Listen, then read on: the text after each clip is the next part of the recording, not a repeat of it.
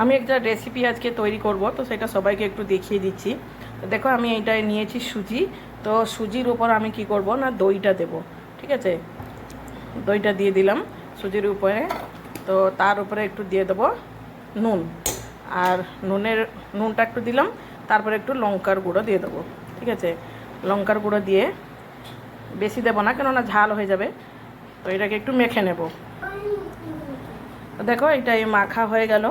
এরপরে আমি কি করব, যে চিড়ে ধুয়ে রেখেছিলাম, এবার চিড়েগুলো এর সাথে দিয়ে এগুলো একটু মাখা করে নেব।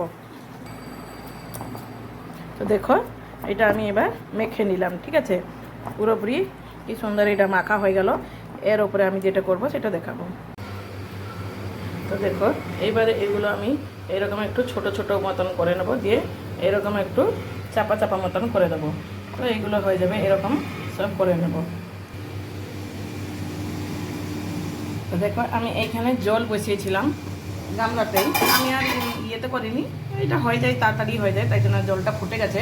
এর ওপরে আমি একটা ছাঁকনিওয়ালা ওর উপরে বসিয়ে দিলাম, কিন্তু এইটাই আমি তেল লাগিয়েছি। ঠিক আছে, নাহলে এগুলো লেগে যাবে। তো এইটা ফুটবে, আর এইগুলো আমি আস্তে আস্তে করে সব সাইজ করে ওর উপরে দিয়ে যাবো। বেশি না, 5 মিনিটের মধ্যে এগুলো সব হয়ে যাবে। তো দেখো আমি এইগুলো সব দিয়ে দিয়েছি। তো এর উপরে আমি এটাকে ঢাকা মেরে দেবো। ঢাকা দেওয়া কিছু সময় পরে খুলে দেখবো কেমন হয়।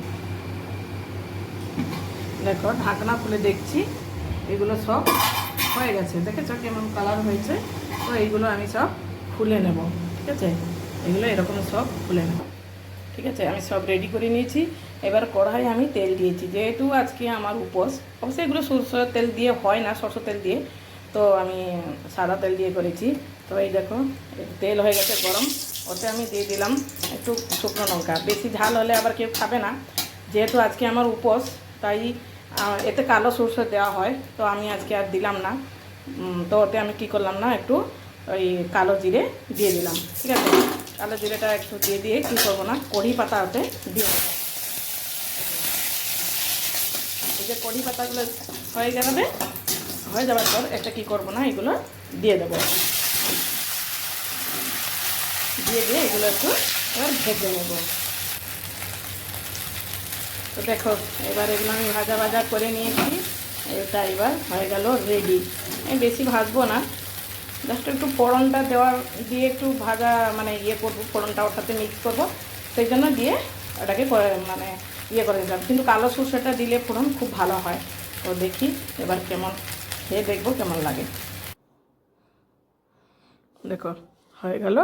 এবার এতে এগুলো টমেটো সস দিয়ে খেলে খুব ভালো লাগবে। ঠিক আছে, দেখো সবাই এরকম করে দেখো, কেমন লাগলো একটু কমেন্ট করে জানিও প্লিজ।